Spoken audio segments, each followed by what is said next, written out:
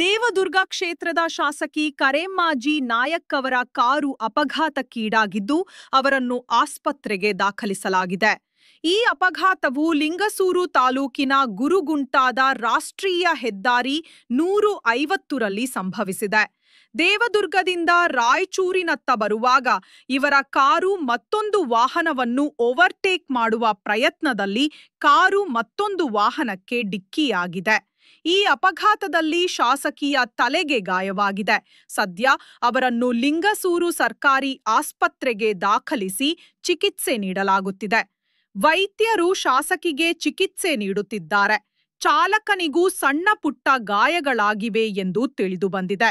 ಘಟನೆಯ ಸ್ಥಳಕ್ಕೆ Lingasugur police inspector ಮತ್ತು ಸ್ಥಳೀಯ ತಹಶೀಲ್ದಾರ್ ಆಗಮಿಸಿ ತನಿಖೆ ಪ್ರಾರಂಭಿಸಿದ್ದಾರೆ. ಘಟನೆಯಲ್ಲಿ ಕರೆಮ್ಮ ನಾಯಕ್ ಅವರಿಗೆ ಸಣ್ಣ ಪುಟ್ಟ ಗಾಯಗಳಾಗಿದ್ದು ಅಪಾಯದಿಂದ ಪಾರಾಗಿದ್ದಾರೆ. ಸದ್ಯ ಅವರ ಆರೋಗ್ಯ ಸ್ಥಿರವಾಗಿದೆ ಎಂದು ವೈದ್ಯರು ತಿಳಿಸಿದ್ದಾರೆ.